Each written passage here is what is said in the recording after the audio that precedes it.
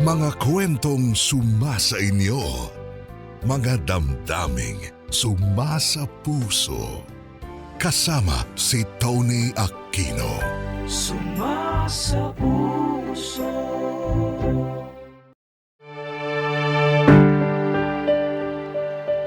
Tony, ako si Joel, 55 taong gulang. Hindi ko nasasabihin kung taga saan ako dahil may kaakibat na masasamang alaala ang lugar na aking kinalakihan. Bata pa lang ako ay alam ko ng salat ang pamilya namin pagdating sa pera. Lumaki ako nakasama ang nanay kong si Loretta na ginawa ang lahat para mabigyan ako ng maayos na buhay kahit na hindi naging madali ang sitwasyon namin. Anak kasi ako sa labas, Tony. Ang nanay ko ay naging kalaguyo ng isang mayamang negosyante sa lugar namin. Itago na lang natin ang tatay ko sa pangalang Pablo. Hanggang ngayon ay naaalala ko pa kung paano kami pinagchismisan ng mga tao, kung paano nila hinusgahan ang pagkatao namin ni nanay. Tanggap ko na noon ang ganong klase ng buhay namin. Pero nung 10 taong gulang ako, biglang nagbago ang ikot ng aming mundo. Noong namatay ang asawa ng aking ama, nagulat kami nang inalok kami ni tatay na tumira sa puder niya. Nung unay nag-alangan si nanay sa alok ni tatay dahil natatakot siya na baka mabuhay muli ang hindi magandang tingin sa amin ng mga tao doon sa amin. Pero pumayag din siya sa pagnanais na mabigyan ako ng maayos na buhay.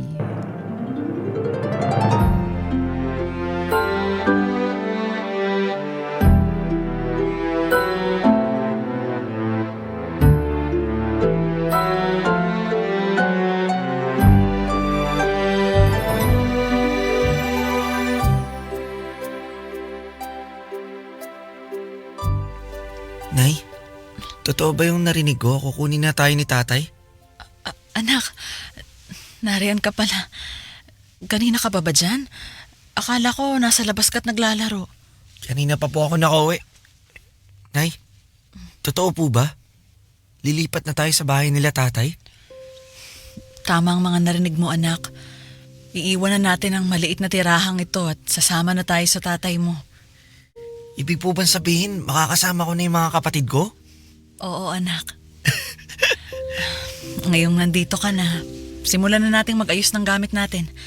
Kasi bukas susunduin tayo ng tatay mo. Sige po, Nay.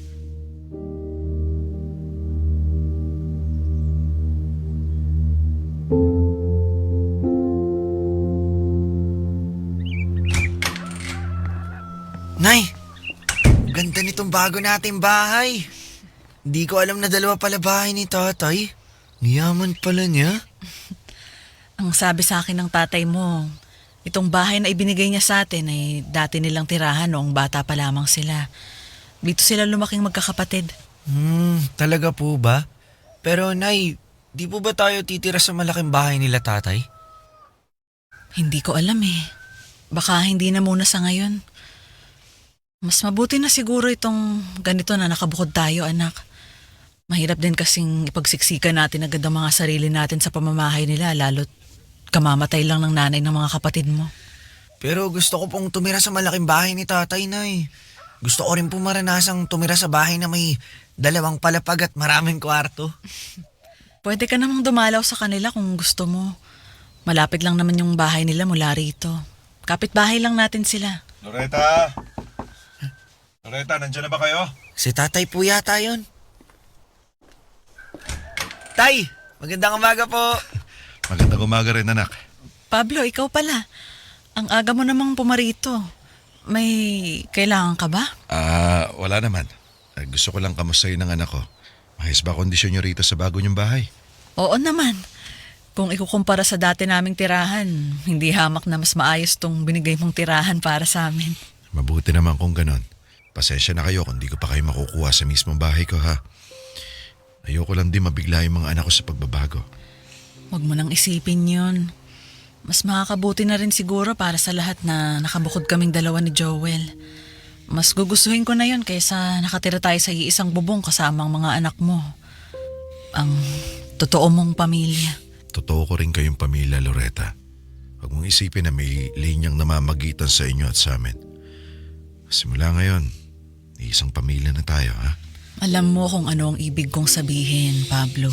Alam ko yun. At ayokong ganun ang isipin mo. Kaya ako kayo kinuha rito ni Joel para ipakita sa mga tao na tinatanggap ko kayo bilang pamilya ko. Kaya simula ngayon, iisang pamilya na tayong lahat. Salamat kung ganon. Joel, halika, samahan mo ako. May ipapakita ako sa'yo. Ano po yun, Tay? Loretta, maiwan ka na muna namin ha. Mag-uusap lang kami mag-ama. Sige, maghahanda lang ako ng agahan. Dito ka na rin kumain. Sabayan mo na kami. Sige. Joel, halika. Sige po. Dito tayo. Anak, nakikita mo ba yung puno ng mangga dun sa may dulo? Opo, Tay. Bakit po? Mula dun sa kinatatayuan natin hanggang doon sa punong yun, iyo yung lupang yan. Ano po yung ibig niyong sabihin? Sa akin po lahat ng to hanggang doon sa may puno ng mangga? Tama ka. Lahat kayong magkakapatid. Meron akong inilaang lupa para sa bawat isa sa inyo. At ito ang parte mo. Dito na kayo titira ng nanay mo. At ang lupang ito, nasa pangangalaga mo hanggang sa nabubuhay ka. Naintindihan mo ba? Opo, Tay. At kapag dumating ang araw na wala na ako rito, at paghahati-hatian nyo ng magkakapatid yung ari-arian ko, siguraduhin mong mapapasayo itong lupang nakuha mo, ha? Opo, Tay. Naintindihan ko. At paglaki mo, nagkaroon ka na ng sarili mong pamilya, pwede mong palakihin tong bahay nyo. Pwede po ba yun? Oo! Gusto ko rin po magpatayo rito ng bahay na kasin laki ng bahay niyo. Oy, bakit hindi? Basta ba pagbutihan mo sa pag-aaral, nang sa gayon makahanap ka ng maayos sa trabaho, tapos makaipon ka at makapagpatayo ng malaking bahay, di ba? Pangako po. Mag-iipon ako ng pera para magkaroon kami ng sariling bahay ni nanay. Maganda yan. Mamaya, maganda ka dahil lalabas tayo kasama ang kuya at ate mo, ha? Talaga po? Saan po tayo pupunta? Sikreto lang muna, basta maganda ka, ha? Susunduin kita mamaya rito. Sige po, Tay. Excited na po ako. Ang saya-saya ko po dahil sa pagbabago sa buhay namin ni nanay. Maraming salamat po sa inyo. Walang anuman. Anak, simula pa lang to. Pangako, babawi ako sa inyong dalawa ni Loretta.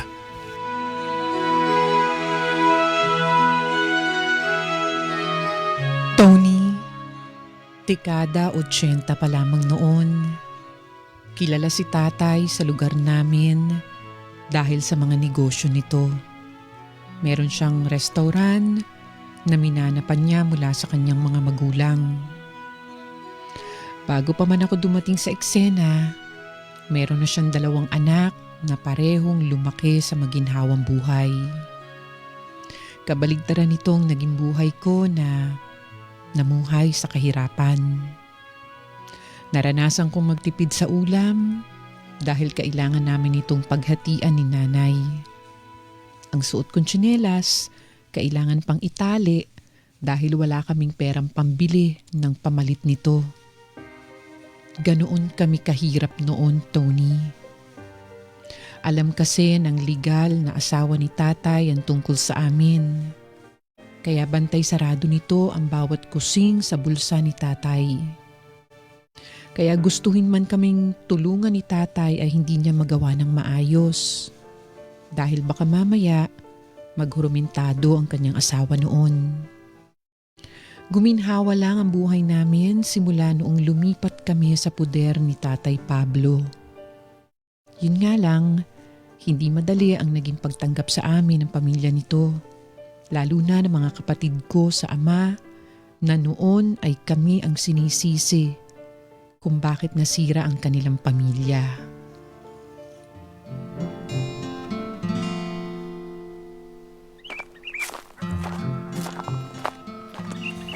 Nasaan na kaya si tatay? Sabi niya puntahan ko siya rito sa bahay nila ng gantong oras eh. Tay! Hoy, Joel, Anong ginagawa mo rito? Di ba sabi ko sa'yo bawal kang tumapak dito sa bahay namin? Kuya Freddy, sabi kasi ni tatay, magkita raw kami dito may pupuntahan daw kami. Saan naman kayo pupunta? Anong akala mo sa kanya? Parang nanay mo na walang trabaho kaya lagi may oras para sa'yo? Ibay mo si Papa, oy. Abala siya ngayon sa trabaho. Sinusunod ko lang naman yung utos niya Talagang ipagsisiksikan mo yung sarili mo rito? Hindi ka na talaga nahiya eh. Yan, ganyan kayo. Napagbigyan lang ng isang beses, akala mo may karapatan na kayo. Tandaan mo, sampid lang kayo ng nanay mo. Sige, alis na lang ako. Pakisabi na lang kay tatay na babalik na ako sa bahay. Ano, inuutusan mo ako? Ba't ko naman gagawin yun? Wala namang pakialam si Papa sa inyo. Kung wala siyang pakialam, ba't niya ako dinala rito? Binigyan pa niya kami ng sariling bahay. Ibig sabihin lang nun, mahal kami ni tatay. Naaawa lang yun sa inyo. Ayaw niyang isipin ng ibang tao na pinababayaan niya yung anak niya sa labas. Sa madaling salita, tinutulungan niya lang kayo para sa imahe niya at hindi para sa ikabubuti niyo. Hindi totoo yan. Totoo nagmamalasakit sa amin si tatay. Paniwalaan mo yung gusto mong paniwalaan. Nagsasabi lang ako ng totoo. Umalis ka na rito. Umayos ka na. Sige na. Aray! Sabi na umalis ka na eh. Hindi mo naman ako kailangan itulak O bakit? Ano ngayon kung itulak kita? Lalaban ka ba? Ano? Ano? Wala ka pala eh. Tinungan mo ako itulak Ay! Ba? Palabang ka ha? Itong bagay sa'yo. Aray! Ha? Tama na, Ano? kuya! Wag! Sakit na na! Yan. Yan ang napapala ng palasagot. Kala mo kaya mo ako? Patpating ka naman. Patay gutom ka kasi. Sa susunod, huwag kang lalaban kung wala ka naman panama. Ba't ba ganyan ka sa akin? Wala naman akong ginagawa masama sa'yo Anong wala? Ikaw at ang nanay mo malandi ang dahilan ng pagkawala ng nanay ko. Hindi malandi ang nanay ko! Malandi yung nanay mo, nilandi niya si Papa para lang magkapera. Kung hindi dahil sa nanay mo, buhay pa sana si Mama. Walang kinalaman si nanay sa pagkamatay ng nanay mo! Anong wala? Dahil sa nanay mo kaya nag-away yung mga magulang ko. Dahil sa inyo kaya nasira yung pamilya namin. Simula nung dumating yung nanay mo sa buhay ni Papa, nagkasakit si Mama. Kaya mamamatay tao yung nanay mo. Hindi mamamatay tao si nanay! Mamamatay tao kayo pareho. Kaya umalis na kayo rito sa pamamahay namin. Kapag nakita kitang tumapak dito, hindi lang bugbog yung aabuti mo sa akin. Lumayas ka na! Layas!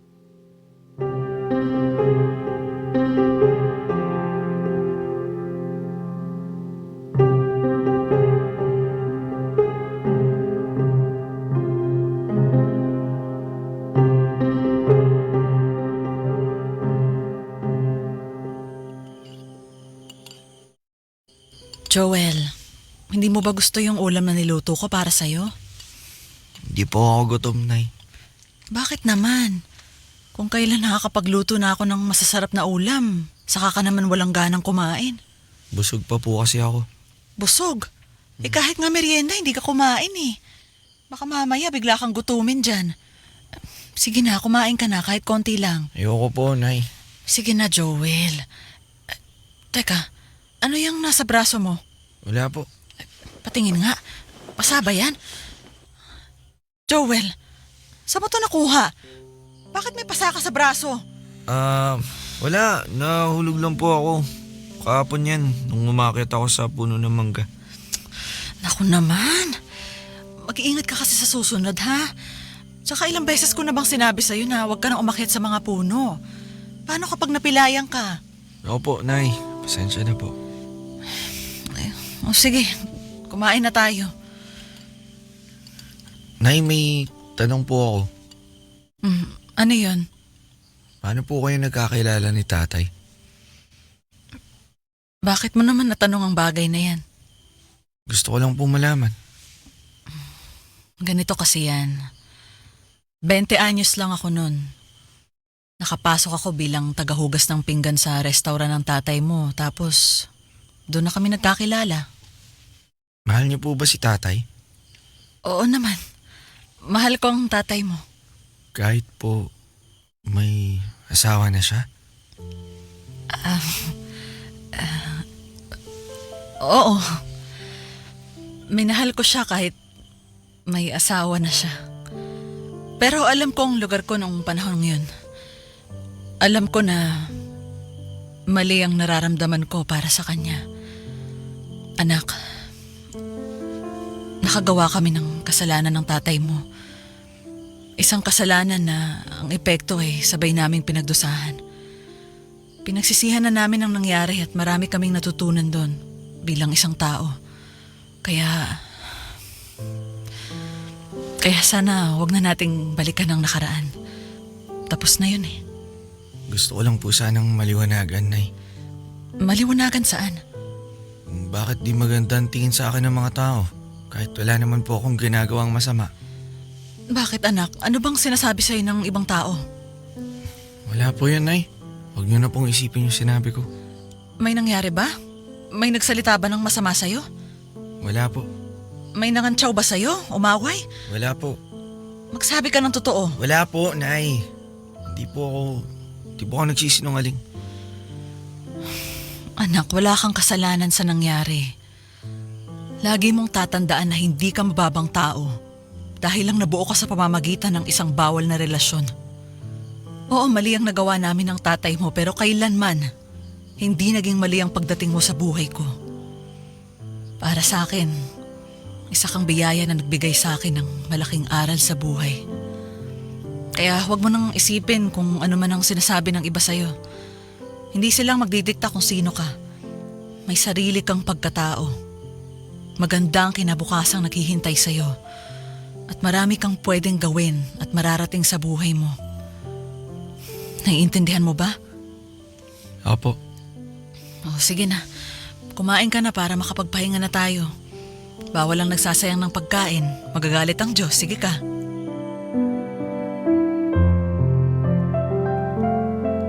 Tony, mas matanda sa akin ng 5 taon si Kuya Freddy. Bata pa lang ako, nakatatak na sa isip ko na sampid lang kami. Yun kasi ang laging ipinapamukha sa akin ng mga kapatid ko. Kaya naman simula noon, natuto na akong ilugar ang sarili ko. Kung ano ang naging trato nila sa amin, tinanggap na lang namin. Naintindihan ko rin naman ang pinanggagalingan ng mga kapatid ko dahil ipinaliwanag ito ng maayos ni nanay sa akin noon. Tony, ang kwento sa akin ni nanay, mabait na tao ang legal na asawa ni tatay. Marami siyang natulungan tao. Kaya labis na lang ang naging galit ng mga tao kay nanay noong nalaman nilang kabit siya ni tatay. Nung una, nagbulag-bulagan lang ang asawa ni tatay. Hanggang sa unti-unting humina ang kanyang kalusugan, hanggang sa nagkasakit ito at binawian ng buhay. Tony, kahit na magkakasama na kami sa iisang lugar, kitang-kita pa rin ang pagkakalayo ng estado namin kumpara sa mga kapatid ko. Hindi naman ako nakaramdam ng kung anumang inggit sa kanila dahil hindi rin naman ako pinabayaan ng tatay ko. Sa katunayan, pinag-aral niya ako at buwan-buwan siyang nagbibigay ng allowance para sa aming dalawa ni nanay dahil noong mga panahon na yun ay walang maayos na trabaho ang nanay ko. Ang perang natatanggap namin ay iniipon ni nanay para sa kinabukasan ko.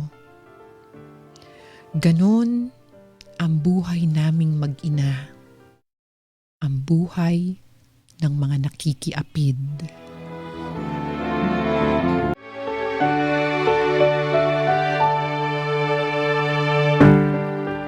Tony, akala ko noon sapat na ang buhay na yun para sa amin ni nanay. Meron na kaming maayos na tirahan at maganda ang pagsuporta sa amin ni tatay. Pero doon pala magsisimula ang panibagong kalbaryo naming mag-ina. 15 anyos ako noong biglang nagbago ang takbo ng lahat. Namatay si tatay dahil sa atake sa puso. Labis ang pagdadalamhati ko noon dahil kung kailan naranasan ko nang magkaroon ng ama, ay saka naman siya agad binawi sa amin. Sa pagkawala ni tatay, Para na rin akong nawala ng kakampi sa isang lugar na puno ng mga taong hindi kami tanggap. Alam ko naman na kailanman ay hindi ako matatanggap ng legal na pamilya ni tatay. Naging mahirap din ang bawat araw namin ni nanay, hindi lang dahil sa pera, kundi dahil sa pakiramdam na kami lang ang magkasama laban sa lahat. Mabuti na lang at napaghandaan ni nanay ang panahong yun. Gamit ang naipon nitong pera mula sa buwan ng allowance na natatanggap namin noon mula kay tatay, doon siya kumukuha ng pera para maipagpatuloy ko ang pag-aaral ko at para na rin sa mga gastusin namin sa bahay. Pero kahit ganon, Tony, doon ko natutunan kung papaano ang humugot ng lakas mula sa mga sugat na idinudulot ng ibang tao sa amin.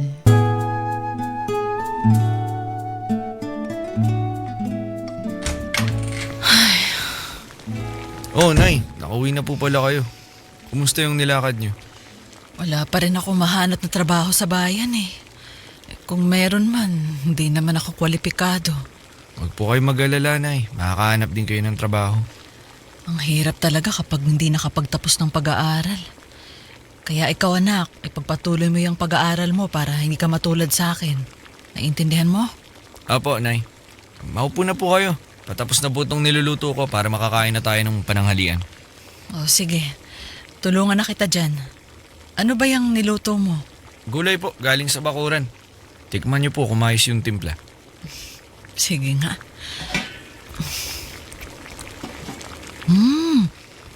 Masarap ah. Mukhang ikaw ang nakamana sa husay ng tatay mo sa pagluluto. Talaga po ba? Oo, masarap anak. Marami po talaga ako natutunan sa restaurant ni tatay. Ang totoo niyan ganyang klaseng negosyo nga sana ang gusto kong pasukin. Kaso hindi ko naman alam kung paano magtayo ng negosyo. Baka malugi pa. Pangarap ko nga rin po maging mahusay na tagaluto tulad ni tatay. Marunong ka naman Ay anong malay mo? Balang araw makapagpatayo ka rin ng sarili mong kainan. Sana nga po. Sa mga ganitong pagkakataon, bigla ako naaalala si tatay. Dami rin namin na buong pangarap Nakakalungkot lang na maaga siyang binawian ng buhay. Kaya nga po nagpapasalamat ako na kahit papano, naranasan ko makasama si tatay. Kahit na maikling panahon lang. Basta, huwag mong kalilimutan ng mga turo sa'yo ng tatay mo. Dalhin mo lahat ng yon hanggang sa pagtanda mo. Opo, Nay. Nakatatak na po lahat sa isip ko yun. Mabuti naman. Halika na, ihanda na natin yung niluto mo. Sige po, kukuha lang po ako ng plato. Loretta! Loretta, nandiyan ka ba? Loretta! May tao yata. Ako na po. Oh, Lola Hilda, kayo po pala. Wag mo ako matawag-tawag na lola. Hindi kita apo. Pasensya na po. Ano pong sadya nyo? Nasaan ang nanay mo? Gusto ko siya makausap. Iharap mo siya sa akin. Nandito po siya sa loob. Pasok po kayo. Nay, nandito po Madam Hilda. Gusto daw po kayong makausap. Madam, magandang tanghali po. Ano pong kailangan nyo? Gusto ko lang makumpirma kung paano ka nagpapasarap sa buhay dito. Namatay na't lahat ang anak ko Nandito ka pa rin nagbubuhay, Donya. Po? Ano ba plano mo sa buhay? Magpakasasada lang mula sa perang pinagpaguran ng anak kong si Pablo? Hindi naman po. Naghahanap na po ako ng trabaho. Sa ngayon wala pa po kasing gustong tumanggap sa akin Malamang, wala ka naman kasi pinag-aralan. Magaling ka lang mang-agaw ng asawa ng may asawa. Madam Hilda, huwag niyo naman po sanang pagsalitaan ng ganyan ng nanay ko. Saka pa! Sa tingin mo, porkit kinikilala ka ng anak ko, kikilalanin na rin kita bilang parte ng pamilya namin. Nagkakamali ka dahil dalawa lang ang apo ko at kailanman hindi ko tatanggapin ang isang tulad mo. At ikaw, Loretta, kakailanganin mo talaga ng trabaho dahil palalayasin ko na kayo rito. Po? Palalayasin niyo na kami? Madam, Huwag naman po. Itong bahay na iniwan ni Pablo, ito na lang po ang meron kami. Wala akong pakialam. Pag-aari ng anak ko ang lupaing ito at dahil wala na siya, ako na may karapatan sa mga ari-arian niya. Pero pinangako po sa akin ni tatay ang lupang to. Bakit? May titulo ka bang hawak? Nakapangalan ba sa'yo ang lupa at bahay na to? Kung oo, puwes ipakita mo sa akin ang mga dokumento. May hawak ka ba? Di ba wala naman? Parang awa niyo na po. Wala po kaming ibang matitirhan. Isa pa wala pa po akong sapat na pera para makahanap ng lilipatang tirahan. Madam Hilda, maawa naman po kayo. Nako Loretta, hindi mo ako madadala dyan sa mga pagpapaawa mo. Bibigyan ko kayo ng isang araw para mag-empake ng mga gamit ninyo. Madam, maawa naman po kayo sa amin. Gagawin ko po ang lahat ng gusto nyo. Huwag nyo lang po kaming palayasin, parang awa nyo na po. Kung kailangan ko pong lumuhod gagawin ko. Nay, ba't po kayo lumuluhod? Huwag niyo pong gawin yan. Anong mapapala ko sa inyo kung patitirahin ko kayo rito? Sige nga, sagabal lang kayo sa buhay namin. Nakikinabang kayo sa mga pag-aari namin pero wala namang kami nahihita sa inyong dalawang mag-ina. Wala namang kayong mga silbi. Sana kung marunong kayong tumanaw ng utang na loob. Kaso hindi. Mga wala kayong kwenta. Kaya mag-impake na kayo ng mga gamit nyo at magsilayas na kayo rito. Paano po kung manilbihan po ako sa inyo? Ha? Kunin niyo po akong kasambahay o kaya labandera, tagaluto, kahit ano po. Gagawin ko po kahit ano. Huwag niyo lang po kaming paalisin dito. Maawa na po kayo, Madam Hilda. Para ano? Para mabigyan kita ng trabaho? Akala mo pa mabibilog mo ang ulo ko? Hindi po. Kahit hindi niyo na po ako bigyan ng sweldo. Sige po, magtatrabaho po ako sa inyo kapalit ng pagtira namin dito. Si Joel, pwede rin po magtrabaho para sa inyo. Opo, pwede rin po ako magtrabaho. Kaya maawa na po kayo, madam. Wala na po kami mapupuntahan Joel, magpakaawa ka. Po? Magpakaawa ka sa lola mo. Opo, Madam Hilda, kahit ano pong trabaho, tatanggapin ko po, gagawin ko po. Di po ako magrereklamo, wag niyo na po sana kaming palisin dito. Sige. Total, mapilit kayo. Pagbibigyan ko kayong dalawa, pero sa isang kondisyon. Salamat po, madam. Kahit anong kondisyon po yan, tatanggapin po namin. Sigurado ka? Opo. Pwes, kung ganon, makinig kayong dalawa. Magtatrabaho kayo sa akin.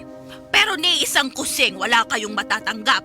Walang sweldo, walang kahit anong sustento. Naiintindihan niyo? Opo, naiintindihan po namin. At ikaw, Joel, simula ngayon, kung gusto mo mag-aral, pag-aralin mo ang sarili mo. Kukunin ko ang perang iniwan sa inyo ni Pablo. Kaya ikaw, Loretta, ibigay mo sa akin ang passbook ng bangko kung saan mo nilikob ang perang natatanggap mo noon kay Pablo. Pero para po yun sa pag-aaral ni Joel. Hindi mo ba narinig ang sinabi ko? Lahat ng pag-aari ni Pablo, akin na. Sa iyo ba ang perang tinago mo, ha? Ikaw ba ang naghira para makamit yon? Sa pagkakaalam ko simula nang ipinanganak yung bastardo mong anak, hindi ka na nagtrabaho. Kaya ibigay mo sa akin ang perang yon o aalis kayo sa pamamahay na ito ngayon din. Mamili ka.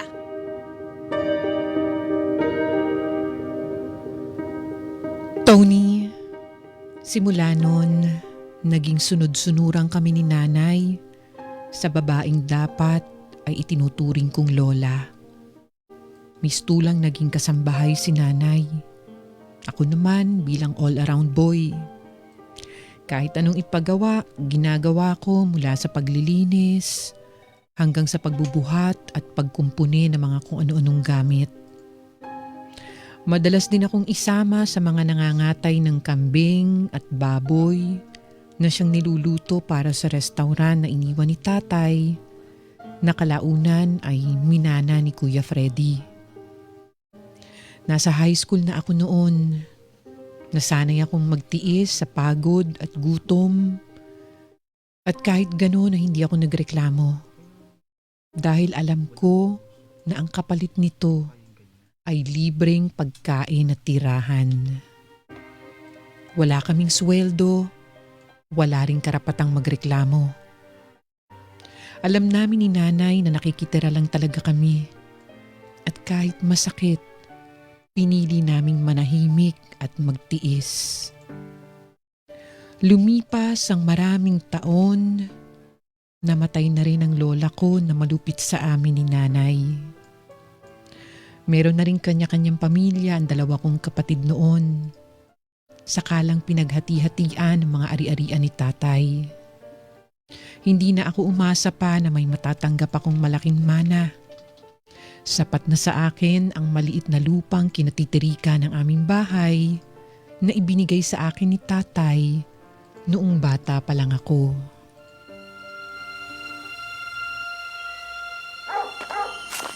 Sigurado ako matutuwa si nanay nito pag nakita niya nakabili ako ng prutas na matagal niya nang gustong matikman. Teka, si nanay ba yun? Nay! Nay! Nay!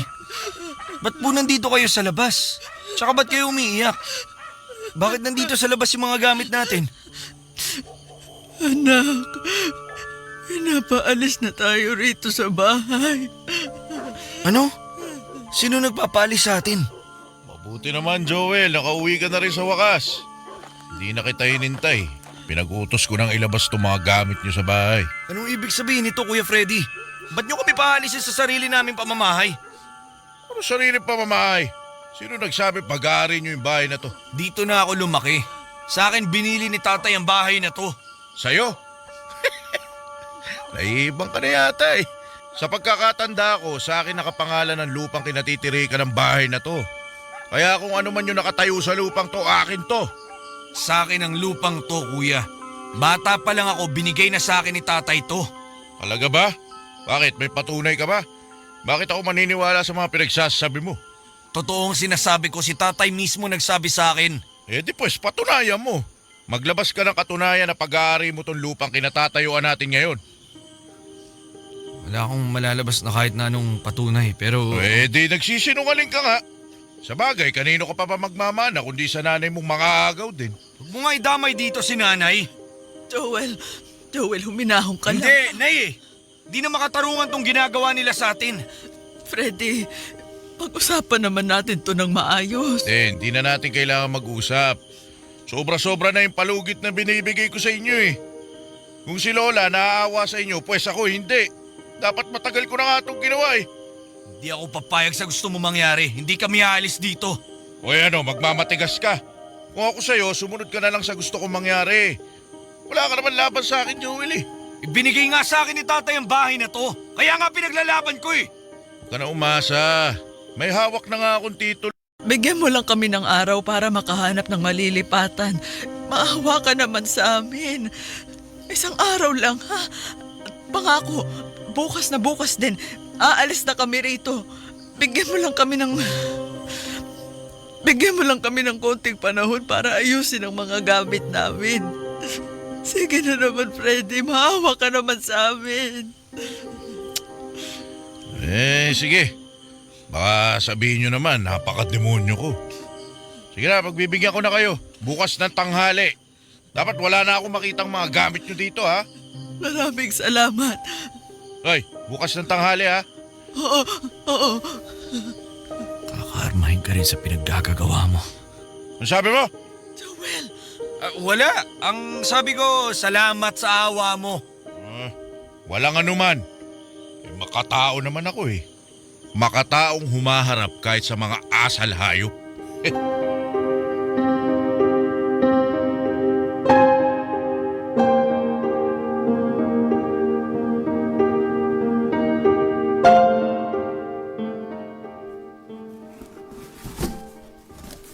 Pasensya na, Nay, kung ganitong bahay lang yung nakayahanan ng pera ko. Wala naman ako nakukuha ng sweldo sa pagtatrabaho ko sa restaurant kaya doon lang ako sa sideline ko kumikita. Ano ka ba, anak? Hindi problema sa akin kahit na maliit lang itong bahay na nilipatan natin. Dalawa lang naman tayong titira dito eh. Ang mahalaga, magkasama tayo at mayroon pa rin tayong maayos na masisilungan. Pangako ko po, balang araw, magkakaroon din po tayo ng sariling bahay at lupa. Naniniwala naman ako sa'yo na makakaya mong abutin yung mga pangarap mo. Magsusumikap po ako para makabuo tayo ng mas maayos na buhay. Sasayangan lang ako sa dati nating bahay kasi nangako po ako kay tatay na lalaban ko yun eh. Huwag mo nang isipin yun, anak. Nagamit naman natin yung bahay ng ilang taon eh. Siguro kailangan lang talaga ng kapatid mo yung lupa. May plano daw silang ipatayo dun sa lupa kung saan nakatayo yung bahay eh. Baka magpapagawa sila ng bagong bahay, ewan. Ay, lumalaki na rin kasi yung pamilya nila. Kaya intindihin mo na lang sila. Bakit ko sila iintindihin kung sila mismo hindi nila tayo kayang intindihin? Nakakapagod maging mabait, Nay. Lagi na lang tayong talunan. Lagi tayong kulelat. Samantalang wala man tayong ginagawang masama. Sa tingin niyo, Nay, kung buhay pa sana si tatay ngayon, hayaan niya kayang mangyari to sa atin? Hindi ko alam. Malamang hindi. Mahal ka ng tatay mo eh. Pero sigurado ako sa isang bagay. Gusto ng tatay mo na makita kang buo at hindi nagpapalamon sa galit. Sana, nandito na lang si tatay para kahit papano, may kakampi tayo. Anak, wag na nating isipin yung mga bagay na hindi na mangyayari. Ituon na lang natin ang lakas at atensyon natin sa mga bagay na pwede nating gawin. Tama po kayo, Nay. Simula ngayong araw, babaguhin ko po ang buhay natin. Pangako po yan. Magtiwala lang tayo sa Diyos. Hindi niya tayo pababayaan. Tony, magsisinungaling ako kung sasabihin ko sa inyong hindi ako nakaramdam ng galit nung pinalayas kami ni Kuya Freddy sa aming tirahan na ibinigay sa amin ni tatay. Hindi ko inaasahan na matapos ang mahabang panahon ay nananatili pa rin pala ang galit sa puso niya. Kahit na ang akala ko matagal na naming napagbayaran ang kasalanan namin sa kanilang pamilya. Sa huli ay wala rin naman kaming nagawa kundi ang umalis sa lupang minsang ipinangako sa akin ng aking ama. Pero sa halip na magpalamon sa galit, ginamit ko na lang ito para mas pagbutihin ang buhay ko. Sa tulong ng kakarampot na pera na naipon namin ni nanay, sinubukan naming maglako ng mga ulam at magbenta ng kung ano-anong pwedeng pagkakitaan. Kahit tila imposible nang abutin ang mga pangarap ko noong mga panahon na yon, sinikap kong itaguyod ang munting negosyong sinimulan namin.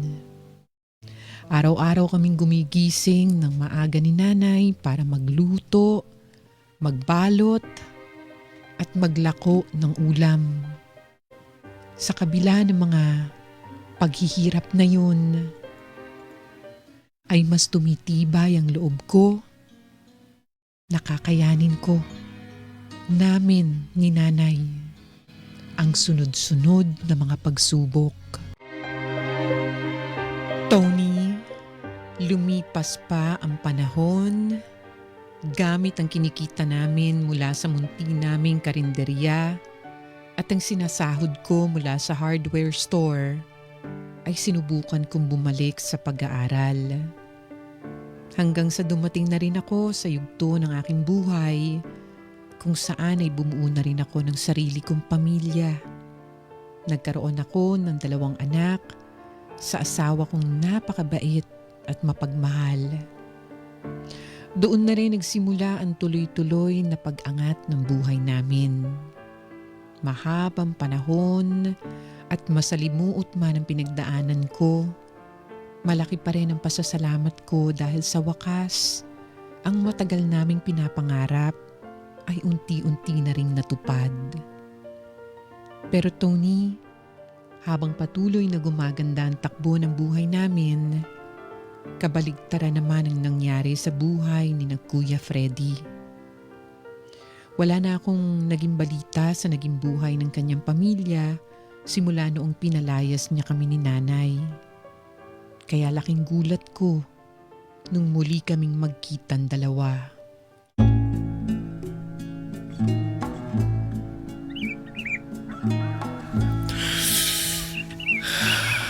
Sarap na simoy ng hangin dito sa labas, ha? kailangan ng bagong pintura nitong gito.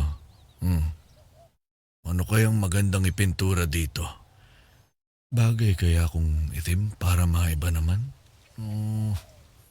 Pula na lang kaya? Matingnan nga mamaya sa hardware kung ano magandang kulay. Tama nga yung narinig ko mula sa mga tao Ang laki na nga talaga ng bahay mo. Kuya Freddy, anong ginagawa mo rito? Paano mo nalaman kung saan ako nakatira? Dito ka lang naman sa kabilang bayan alam mo naman dito sa atin halos kilala tayo ng mga tao dito. Tsaka nagtanong-tanong na rin ako sa mga taga rito kaya nahanap kita kaagad. Ano sadya mo rito? Balita ko nasa abroad na raw yung isa mong anak. Tama ba yun? Oo. Architect siya sa Saudi. Yung panganay ko naman, doktora na. Ang galing mabuti pa sila, mga profesional na. Samantalang yung mga anak ko, hanggang ngayon sa akin pa rin nakaasa.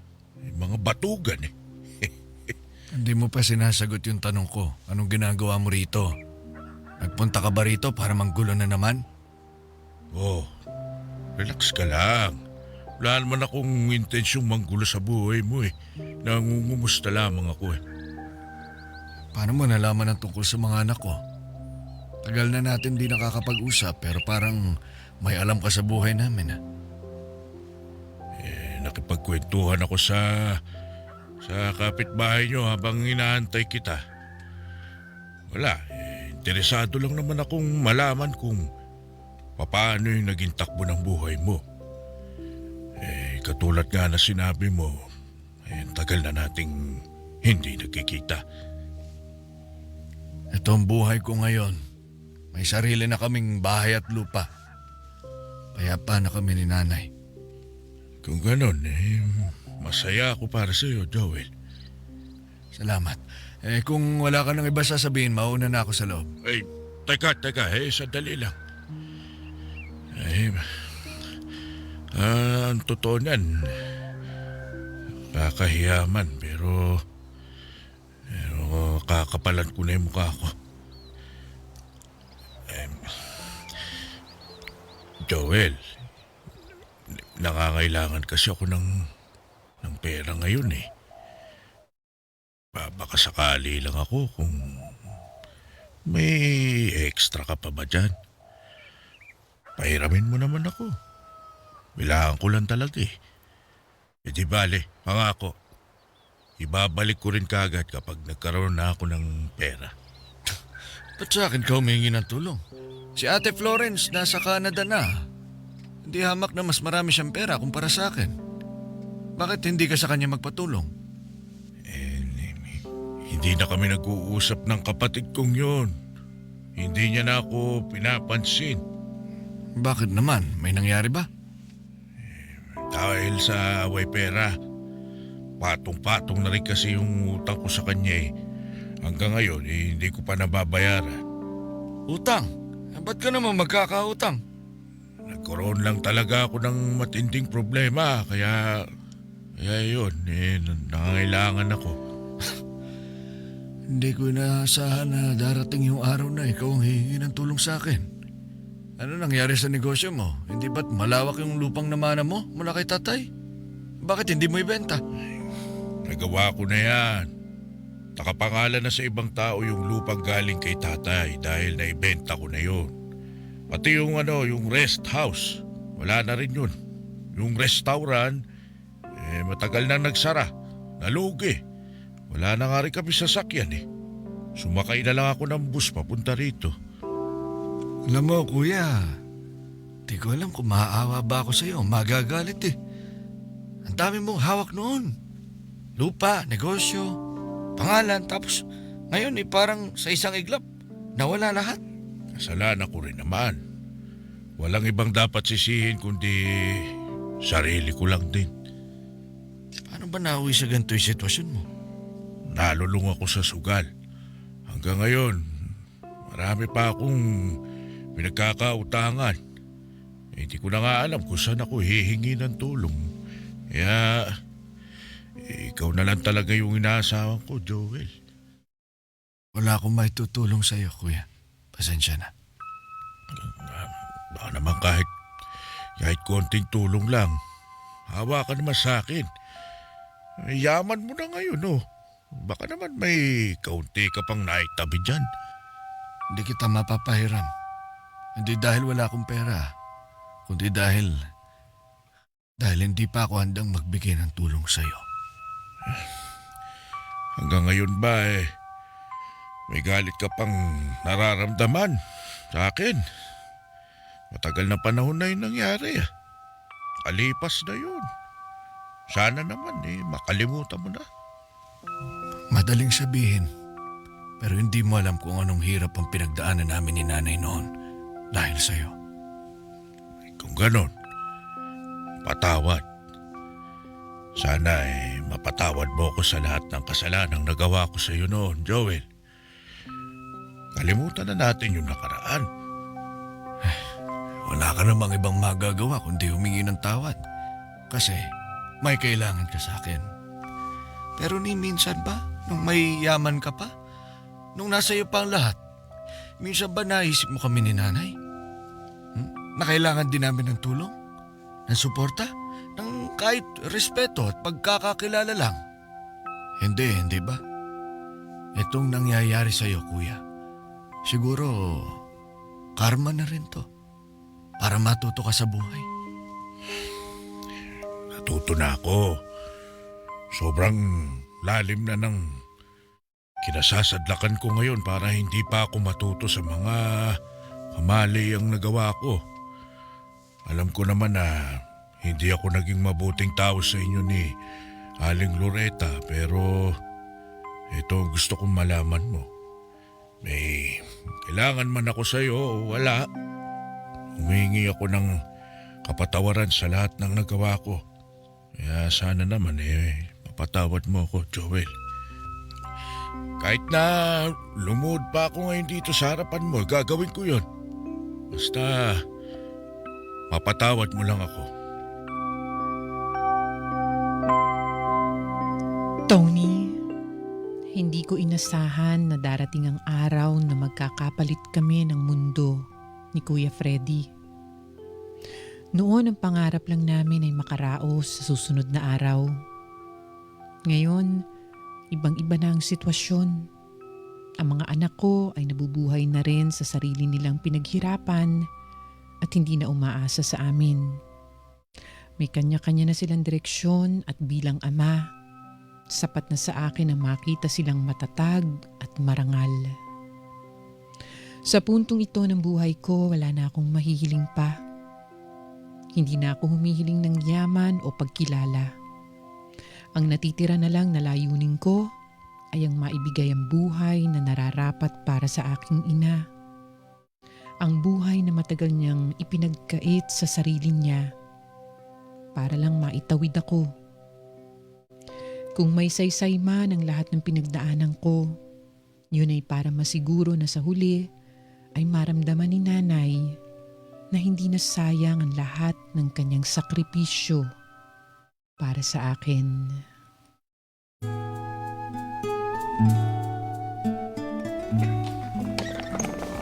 Nay, Oh, Joel. Wala na ba yung mga bisita? nariyan pa po. Kumakain pa yung iba. May mga paparating pa nga eh. Ba't mag-isa kayo rito?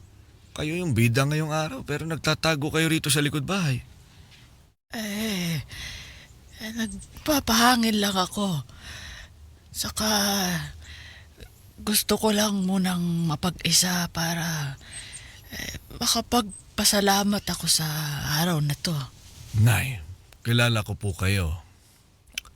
Umiiwas kayo pag may bumabagabag sa isipan ninyo. May problema po ba?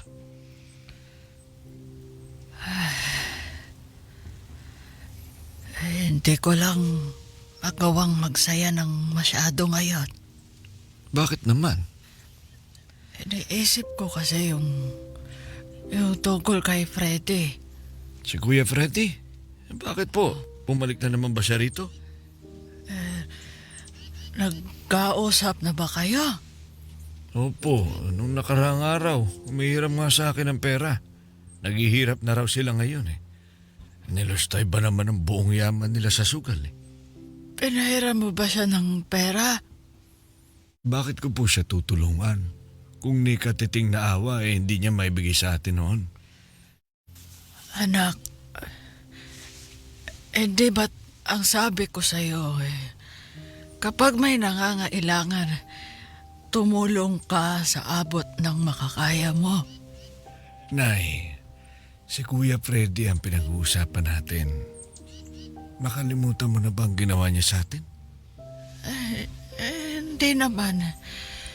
Pero sa kabila ng lahat ng yun, mas mabuti pa rin yung maging mabait kaysa magtanim ng galit. Hanggang ngayon ba, masama pa rin bang loob mo sa kapatid mo? Hindi naman po yun nawala eh. Yung galit ko sa kanya ang dahilan kung bakit nandito tayo ngayon. Yun ang nagbigay sa akin ng lakas para magpursige.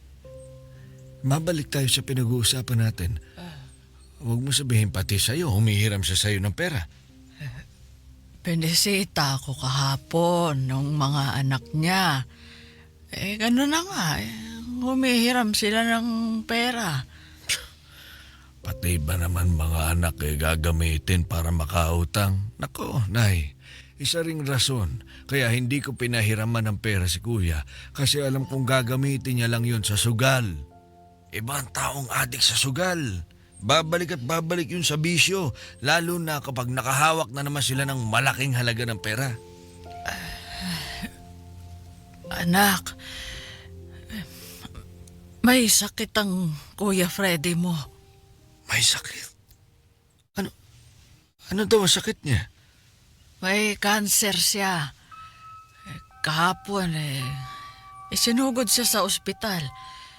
Bumalik dito yung isa sa mga anak niya. Gusto kong kausapin. Nasa hardware ka kahapon tapos yung asawa mo nasa restaurant naman. Ako yung nakausap nila. Anak, kailangan nila ng tulong mo. Bakit hindi niya sinabi sa akin na may sakit pala siya? Siguro, nahihiya siya. O baka nga natatakot. Alam mo, Joel, iba ang sinasabi ng puso kaysa isip kung minsan. Hindi lahat kayang humarap sa sarili nilang pagkukulang. Lalo na kung alam nilang nasaktan ka nila noon. Hindi ko alam. Hindi ko alam na gano'n na pala kalala ang kalagayan ni Kuya.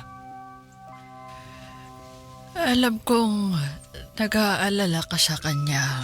Kaya, huwag kang magpapigil sa tampong nararamdaman mo, anak. Gawin mo ang tama. Gawin mo yung nararapat. Sa huli, magkapatid pa rin kayo kahit ano pang nangyari sa nakaraan.